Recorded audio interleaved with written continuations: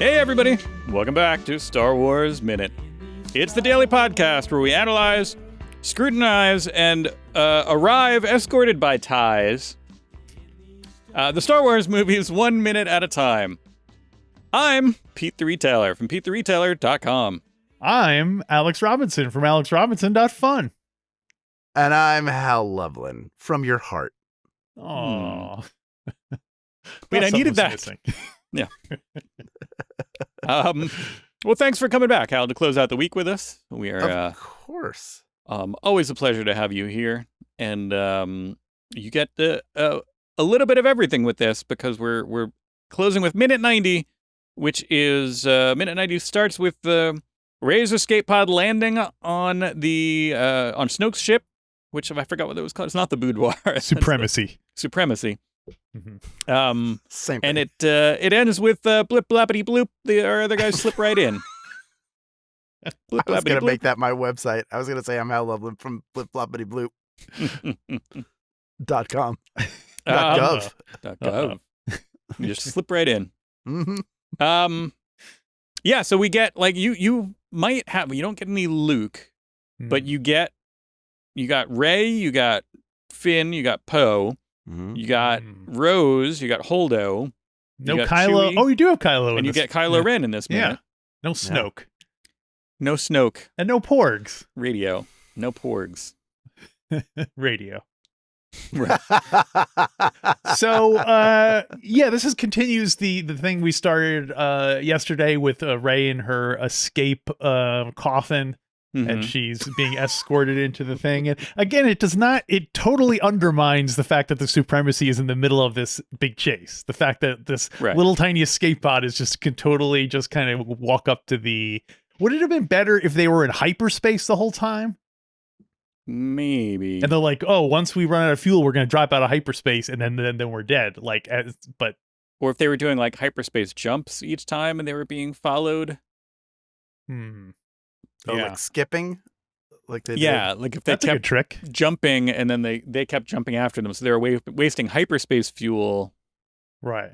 And hoping that each jump, that that the next jump would be their last. No, that each jump would be one where they finally lost them, but they just kept kind of jumping after them, and then slowly ships would run out of hyperspace fuel and not be able to make the next jump. And get left behind and blown up. I don't know. Anyway. Well, I wanted to back up for a second and say, sadly, morosely perhaps, most coffins are escape coffins. But wait, you mean because they escape from life, or yeah, they're your escape from life, or you have to try to escape from them? Yeah, I guess either.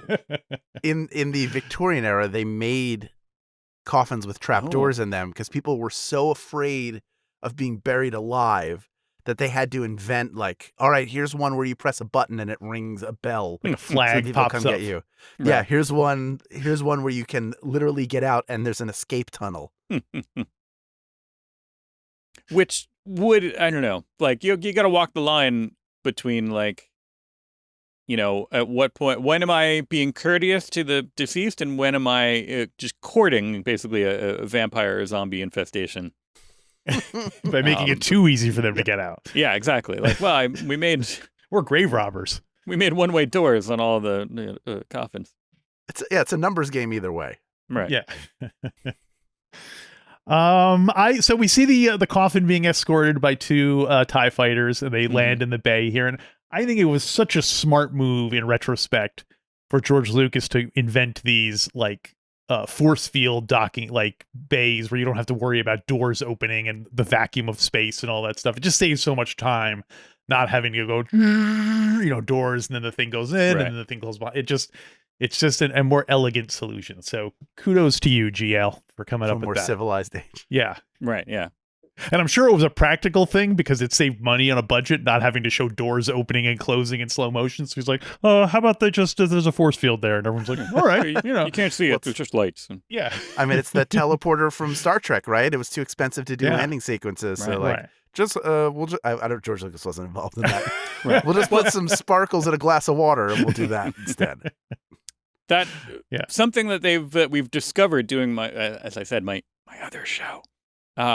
The Star Trek, the original series, apparently it's fairly documented that George Lucas said he was watching, like, when he was creating Star Wars, he would just put on Star Trek every once in a while. Mm-hmm. And What not to do. yeah, there's some suggestion that that's basically like, all right, how do I keep it from being this? But there's also kind of a certain, you can see that certain things get borrowed from that, from time to time. Like the there are tractor beams in Star Trek, which I hadn't realized until going through that there's 1 or 2 episodes where they use a tractor beam, and they didn't invent it. It comes from the from books in the 40s, but there's even the name interesting tractor stuff that beam, pops like up. tractor, like some like 18th century farming equipment. You're naming your future space beam after. It's like the buggy fresher. beam. Yeah. I wish they referred to things as gins in the let's start the hyperspace gin, like cotton gin. The Qui-Gon. The tincture beam. Yeah. I'm afraid his humors are quite out of balance. But yeah, so we see the force field docking bay. Right. Always happy to see that. Mm-hmm. Are there any guys standing around outside of it? I didn't see outside. Happens. There's inside. There's definitely guys hanging out there. Okay. Oh, you mean guys in the little stoop that they put out there? Yeah, clearing. All bay right, who's going to 327. stand in space? Whose turn is it? Right. All Spin right, the I'll chore do it. wheel. Hang on. Or maybe they like that. That's like the, nobody's going to bother me out there. You can just do whatever. Oh, it's so quiet, and there's nothing I can do. Even if a ship shows up, I just say, "Hey, a ship." I have no responsibility here. Look, there it goes. Have you been on space duty yet? It's so good. It's funny. Everyone thinks it would be quiet, but you'd be surprised how those explosions really travel from. So. You drown out the noise of the engines after a while. Right. Turns Well, out no, space, there's a lot of noise. You just hear yourself breathing in your helmet. It's just like, oh, it's like that. There's a room that is the quietest room in the world. Like it just sound dies in there, and you can only spend, I think it's like 15 minutes before you lose your mind, because your brain starts to fill in the blank, all the blank sounds. Like it just your mind starts to play tricks on you and will drive you. That does sound very urban legendy. Like some guy he was in there for 16 minutes, totally went insane. My cousin's friend knew somebody at summer camp who went in, and he was never the same again. Came out, he thought he was a glass of orange juice. And after 2 sips, they knew he was wrong. Okay, would you rather lose your mind by staying up and not going to sleep for 2 weeks, being in the soundproof room for 17 minutes, or being at the bottom of the ocean? Oh, 2 weeks. Because I feel like I have more time. I don't know. But it's also a slower, like you're gradually going crazy. You're not like, the thing about the 15 minutes is, do you think, well, I don't know actually. Is it the kind of thing where you gradually go crazy, or is it like, do you snap at a certain point? And anyway, this has nothing to do with Minute 90, so I don't know why I'm bringing it up. But I've only been up for about 12 hours at this point, but I would definitely not go for the stay up for 2 weeks one. I'm just like, oh boy, I'm tired now. Like, I can't even imagine. I've been at the point where it's, I don't know. Yeah, I've been super tired to the point where I was kind of seeing things a couple of times and being like, oh, I don't like this. I don't like this at all. So I wouldn't want that to continue. But if it was quick, what's the deal with the bottom of the ocean? I don't know. What I are the just needed hours? a third one. Yeah, how much time you got to put in down there? Yeah. That I couldn't tell you. How about, what if you're at the bottom of the ocean, but you're hanging out with Willem Dafoe's character from Aquaman? I thought you were going to go Willem Dafoe's character from Steve the Zuzu. Right. He does a lot of sea-based dramas, doesn't he? Of the Lighthouse. Yeah, that character, the Steve Zissou character, you want to hang out with. Yeah, he does seem like he'd be a fun guy. But you don't want to hang out with this character from Aquaman. So yes, as Pete mentioned, we do get to see Kylo Ren here, and what I think is a cool reveal where Rey is looking out the window, and then you see the smoke disappear, and then you see the smiling, scarred mug of Kylo Ren. You a fan of Adam Driver, Hal Lublin? Yes, I am. Not only am I a fan of his performance, I'm a fan of the guy, because he is first of all, thank you for your service Adam Driver. welcome. He is a Oh, veteran of the armed forces Right. who uses who does a lot of like drama therapy and uses theater as a way to help other veterans cope and readjust and deal with PTSD. Yeah.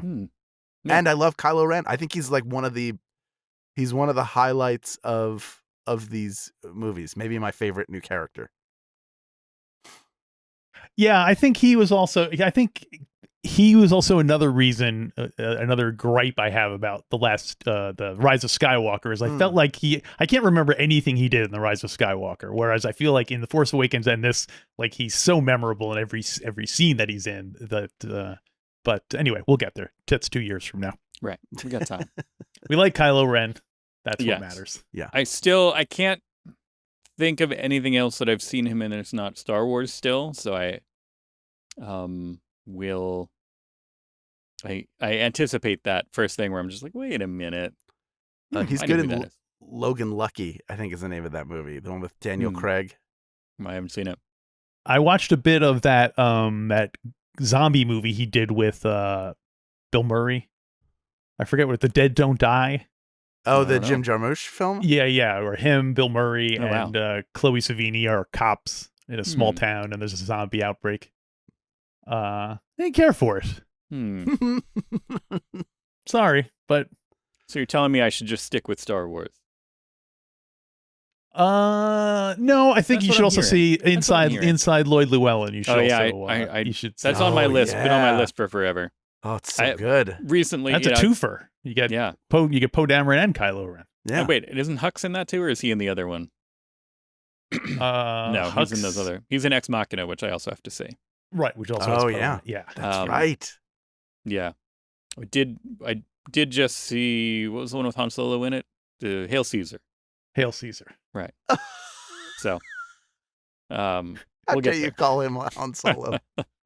I mean, he did a good job, but Well, that's the I was like, is there another? Do you not remember Harrison Ford? That was what went through my head. Like, who's that guy? Han Solo. and then it was going to be, the one with Han Solo, Raiders of the Lost Ark. Yeah. I've never seen a Han Solo in any other movies. Yeah. It's Except for Well, Witness. I did see the Frisco Kid. That The one. Frisco. Do you remember that? Goodness. Did anyone see that one with You follow Gene this Wilder? two-gas right here. That's a great. You know what? I'm gonna say something about the Frisco Kid. Yes. I was going to a con where I was going to be on a panel where we talked about underappreciated movies, and I picked that one.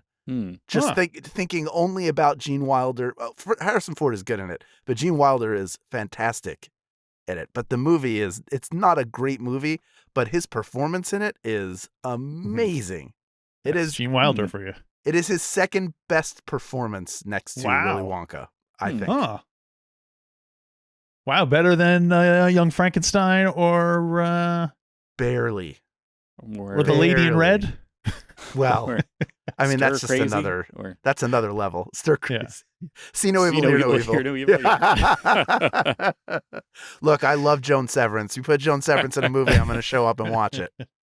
I haven't seen Frisco Kid. It was on cable all the time when I was a kid, and I do remember watching it not infrequently. I feel like it was on broadcast. It was like the Saturday afternoon movie on, like WPIX or something for a couple of times that I'd be like, what is this weird movie with Han Solo in it? It's got Han Solo and Willy Wonka. What's going on? Why are they cowboys? I guess any chance of them doing Harrison Ford's been revisiting all his classic characters. I guess now that we lost Gene Wilder, I guess I don't know. You could that do won't happen. A CGI Gene Wilder? C-Gene-I? CGI. Or Timothy Chalamet as his son. Yeah, that's what I was going to say. They just said they're doing a Willy Wonka prequel of Timothy Chalamet. So they could do that and bring it. They should have Timothy Chalamet and Alden Ehrenreich. And Alden Ehrenreich. There you go. Doing the Frisco Kid the early years. The Frisco Baby, they would call him. Frisco Babies! Yes, Face Out of Smoke. I do like that reveal because it also is evocative of Empire Strikes Back. Not only is it a good, not only is it good movie part, but it's it's also evocative. It's of the movie that this movie is the this is the Empire Strikes Back of this trilogy in more ways than two.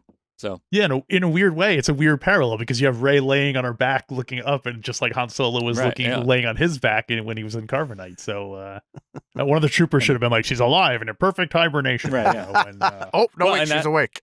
And Kylo Ren really wants to be Darth Vader, so he's like, "Wait, blow the smoke over here, so I'll like come out of it the way that Darth Vader came out of it." You guys remember when Darth Vader came out of the smoke and that thing? No, come on, you guys. Like he's like a Darth Vader fanboy. It's just you guys don't know that. Oh, I'll send you a tape. I'll send you a mixtape. A mixtape. I made a Darth Vader mixtape. Yeah. So maybe this addresses what you were complaining about yesterday, Pete. But in this, we learn that we see that DJ talks about activating a cloaking device on the ship.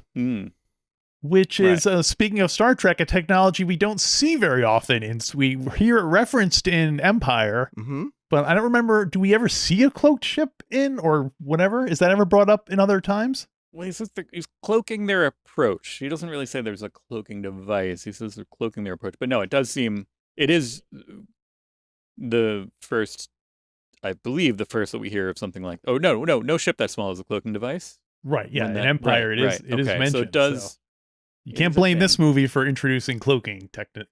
But this ship is smaller than the Millennium Falcon, and yet it has a cloaking device. Although it was 30 plus years later. It's been a long time, Right. Yeah, I think the closest we get to cloaking is the garbage maneuver from Empire. And that's really just like putting Groucho glasses on your ship. Right.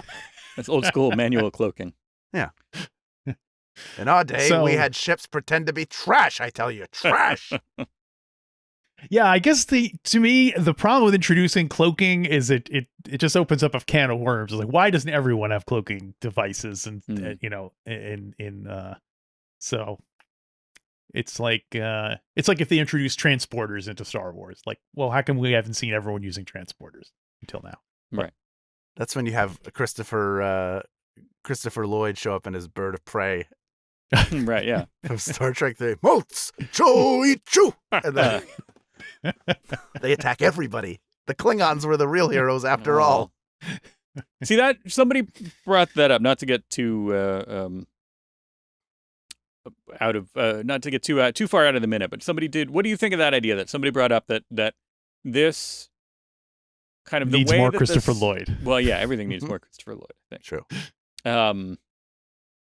But the way that this whole saga resolves would have been interesting to introduce. Who was it that suggested that if you add in an external threat, that the First Order and the Resistance end up essentially united against a common foe, uneasy allies, right? So you get these characters, for like you said, Kylo Ren, great character, and you can have him be the way that he ends up. I mean, in a sense, you do have that. You get like, instead of being an alien from a different galaxy, it's an alien from a different movie. When you get, Palpatine comes back and everybody unites against him in the end. But it's I don't know. That feels, that feels like less, because he sort of switches teams as opposed to like an uneasy, like, I'll tell you what I'd love to see, a story. I don't know if either of you have seen the movie Enemy Mine. Sure. But that feels like it's ripe for a telling in Star Wars. For those of you who are watching / listening that don't know, Enemy Mine is a movie with Lou Gossett Jr. and Dennis Quaid from like 1984, where Lou Gossett Jr. is part of an alien race that is warring with the humans, of which Dennis Quaid is one. During a fight, they both get stranded on the same planet and have to band together to survive. So they learn between the two of them that they have more in common than they do keeping them apart and keeping them fighting one another. And I think that's an interesting story to tell in Star Wars. And it feels like a natural kind of war story. Like that's a war story trope we haven't gotten yet from the Star Wars universe. I wouldn't be surprised if we saw something like that in like The Mandalorian or one of the TV shows. Like it seems a little bit small in focus for a Star Wars movie, which tend to be more, they go to a lot of different places or whatever. But yeah, I could totally see them. The Star Trek episode Darmok, also a similar type of thing, but in that case, the alien is purposely stranding them there so that they will learn a lesson in brotherhood. But yeah, I could totally see that working in a Star Wars thing. Who would be the bad guy? Who would be Lou Gossett? Would he be a native Tatooiner? Would he be a stormtrooper? Well, what kind of bad guy would he be? I mean, you want there to be like a language barrier, right? So they have to overcome that in addition. That's part of how they learn. Yeah. But a doesn't Greedo necessarily have to be. A Rodian? Yeah, a Rodian. A Rodian Imperial officer? Like, I want an Imperial officer. They don't seem to promote many people who aren't humanoid. No. Yeah, that's the whole thing. That's a real problem. I mean, it makes sense if they're essentially right. I mean, they're Aryans, space Nazis. Yeah, I mean, they only just started letting women and people of color in, so letting aliens seems like that's like the next step. You're a hammerhead. We can't allow you. Well, I feel like their whole thing is uniforms, and I feel like having all these different aliens would make it the tailors droids would go crazy because now you have to have like a Rathgar uniform, and you have to have a Borgullet uniform, and it just wouldn't work. If you fit the suit, you can join. Yeah. What? Oh, wait. How about this? What if it's a Tusken Raider having to raise a human child? So it's like a reverse. It's not quite. I mean, it's sort of Mandalorian, Lone Wolf and Cub again, but I feel like it would feel fresh. We just read a story in the Empire Strikes Back anthology in which a Bosk is raised by Wookiees and becomes those notoriously opposing races. Yeah, that they it's not just a Bosk, it's Bosk's sister. Spoiler alert for anybody who hasn't read Empire Strikes Back from a certain point of view. Yes, but there you go. So Available maybe that now. could be it. Who wrote that one? That particular story? Yeah. Also, I love that you're wearing an earpiece like you're a news anchor. Yeah. I notice it every once in a while. You turn and I see the. Well, it gets periodic updates. So updates, right. I've just been handed an update that the Bosk story was written by what was it called? Tooth and Claw. Michael Kogge, Kogge. Good job, Michael. It was a story from Bosk's point of view, and he tracks down some notorious Wookiees that he's looking for, and lo and behold, they're in cahoots with his long-lost sister. Cahoots with Kazooks. Right. That was the original name of the story. Yeah. Sure. So the back on the ship, DJ is flying them with he has the ship cloaked, and he does this thing with the keyboard that cracks me up because I don't know if you guys have watched much Stephen Colbert, but one of his gags is whenever he has to do like a typewriter or like an adding machine or something, he just kind of like slides his hands over it in a way that is so ridiculously not really typing. And that to me seems what Benicio del Toro is here. He's just kind of like clack, clack, like just rubbing his hand on it, and it just cracks me up. Yeah. Between that, like the manic keyboard typing, and then the just like pulling out a random piece of metal to put in a slot to act as a thing, like that for some reason is over the top enough that I love it. You know what I mean? It's like weirdly, I don't know, like it goes far enough that I'm just like, oh, that's ridiculous, and I love it. It's like, delightfully extra. Yeah. And then of course, blap blippity bloop. Right. It makes sense though. Wouldn't there be like colloquial? Isn't there like sort of vernacular like that? Wouldn't there be something like that in Star? We never got there like frack. Battlestar Galactica really, the original, took us into the world of like microns and centons and frack. Carb. Yeah. I wonder if P, maybe you can look this up. You have access to the Wikipedia. Is blappity bloop a comment? Is it like the bada bing, or is it like yada yada yada? Is it a real? Do other people like Bob's your uncle? Yeah, is it like that? You know, like zippity doo dah. Does it have any kind of a larger scale kind of? You know, is he quoting something else? I don't see any blip blappity bloop. Let's see. That's the name of one of his songs. When I type that blip blappity bloop, some of the suggested things are BB-8 going downstairs. I'm a little confused as to why that. Speaking of stairs, my favorite moment of the original film is the brief panning shot in Tatooine where you see how R2-D2 navigates stairs. I think about that a lot. I think a lot about R2-D2 sort of wobbling his way down a set of stairs. It doesn't seem like it would really work, and I'm surprised I'm assuming that it's after that point with like, we can't show that again. Like anytime R2's, we have to like cut around it where he's down the stairs and it's never shown how he gets down the stairs. It's so just, of course that's how he does it. It's either that or just rolling. Those are the only two options that you have. It's like, I'm going to get you, sucker. Just slowly rolling down the stairs. Or just like going full speed off the top step, just seeing where he lands. Just kind of like...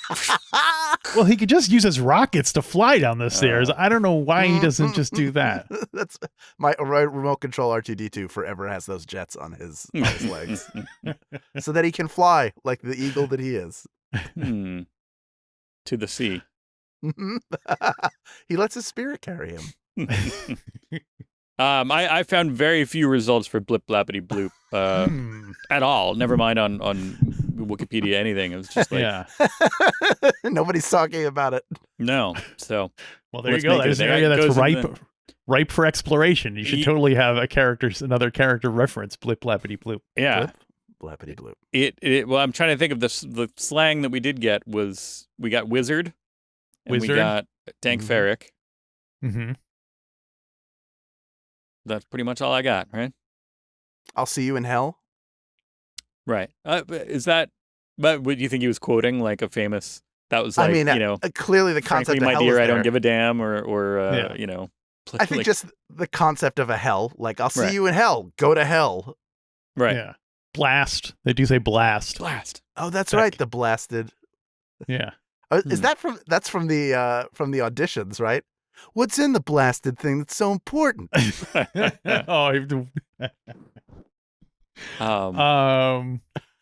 Yeah, I would. Do you think we'll ever see an in-universe entertainment? Like, will we ever see like Itchy and Scratchy? The way like Itchy and Scratchy is a show within the Simpsons universe. Will we ever see like what? I guess we did. We saw we saw Lumpy. Sports. We saw Lumpy watching the cartoons. And, all kinds of things. Mala watching Chef Gourmand and Lumpy watching. So we do see. So maybe like Chef Gourmand could have said blippity blappity bloop. And they have Sounds commercials. Like something she would say. Oh no, the Harvey he doesn't do the commercial where he's like, it's a snap to clean.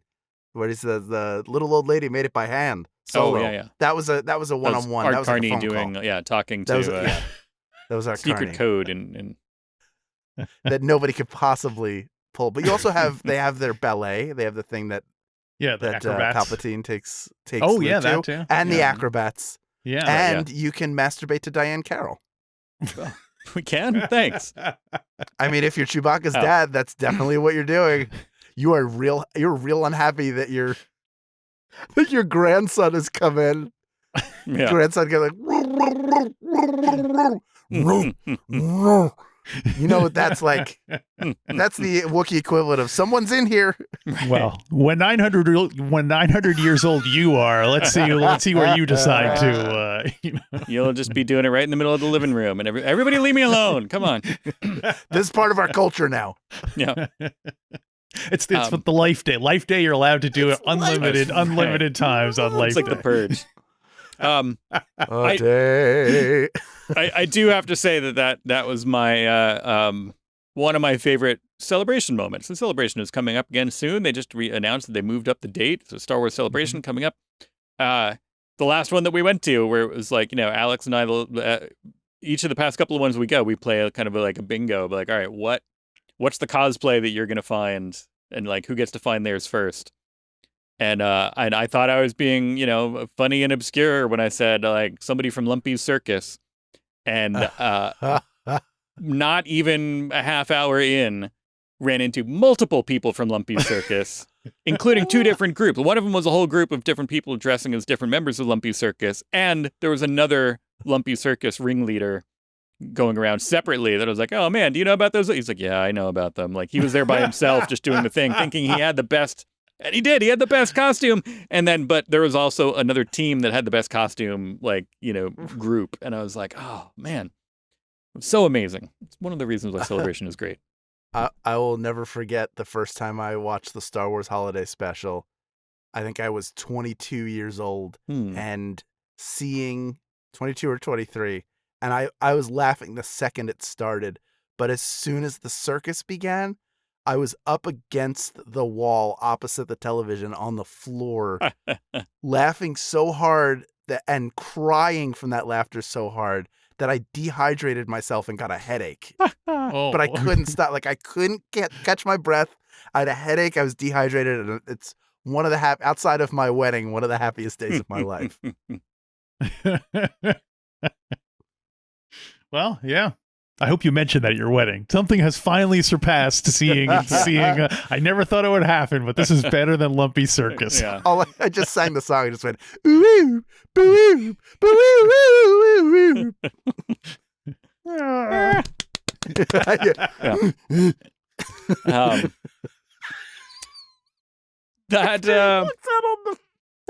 How did we get here? On the railing. Like, you're like, don't do it. Don't jump at the very beginning. My last comment is that I like the look when they show the shield being lowered or deactivated. You see the sort of visual representation, very, very next generation looking like visual display where you see the shield kind of flicker for a second. But I liked it. Yeah. Yeah, it's a kind of a mix of old school Star Wars displays, but with a little bit of a modern twist. Freshen it up. Blinking out like that. I also I wanted to go back and talk about the social aspect of. I wrote that Rey's arrival, then suddenly turning into her getting kind of arrested. It's like meeting somebody in real life after hanging out once and then talking online for a while. So it's like you met somebody and you're like, oh yeah, and you become friends online after you meet them in person when you hung out once at like a friend's party or at something. And then you've just been talking online, and online is a different, discourse thing, which is basically what these guys have been doing. And then suddenly you're like, oh yeah, we're gonna hang out, and then they hang out, and it's different. And then she's expecting they're each expecting something completely different, and then they all of a sudden they're face to face again, and it's like maybe I'm reading too much into it, trying to make it too much like relating it to pandemic era existence, but. It's what I thought of, that she's, they only met in person, last time they met in person, they were fighting to the death, essentially. Yeah. And then since then, they've been texting a lot. And now it's just like, oh, you want to meet up? Yeah, he's realizing that she was using a force projection that was like 10 years ago. So she looked, when she was younger and trimmer. He said this force projection. I don't know if you're the one on the left or the right. Why did you send me a force projection with two people that roughly matched the same description? Where's that? Do you still have that puppy that you're holding? Yeah. Is that your child? Or is that your niece/nephew that you're very close with? Please explain what's happening. I was excited when they finally met because it made me it reminded me that we're getting close to one of my favorite all-time Star Wars scenes, which is the throne room throne room confrontation. So I was like, oh, well, like that to look forward to. So yeah. So well, that's all I got for minute number 90. Yeah, me too. I said the physicality of DJ's hacking. So yes, that might be a working retail. Do it. Yeah, number totally. pad. Oh man. Well, Hal, did you have any other anything you want us to look out for in the rest of the movie?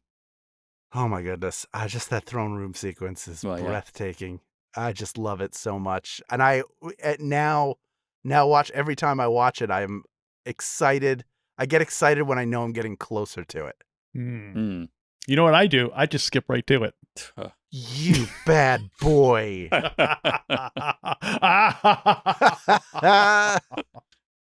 Well, on that note, Hal, thanks so much for being with us this week. It was a ton of fun. It's been an absolute pleasure. It was too long. I'm glad I came back.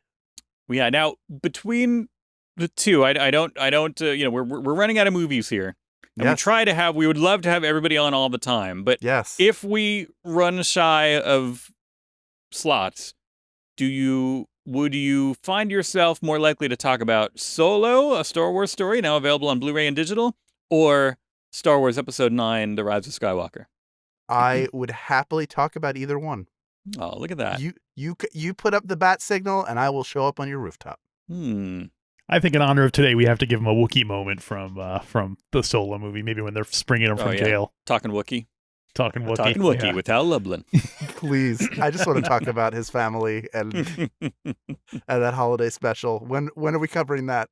Well, we did a live show where we covered it in 2 parts, not minute by minute, but we might have to go back and readdress that at some point. Yeah. And if a higher resolution version of the full thing ever gets officially released, I think we would have to celebrate that by doing a holiday special party.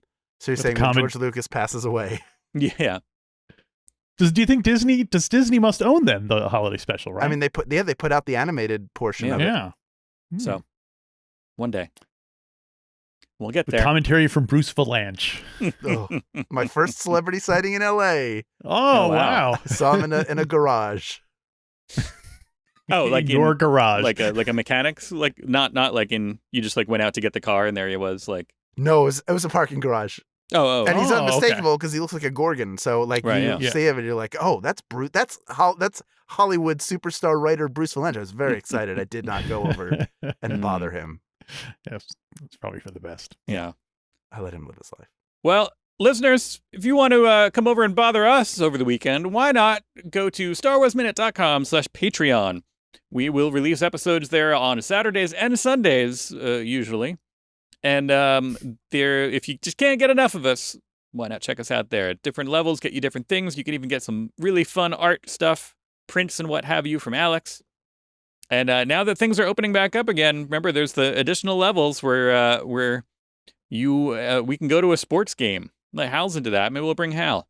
Yes, I love sports games. See?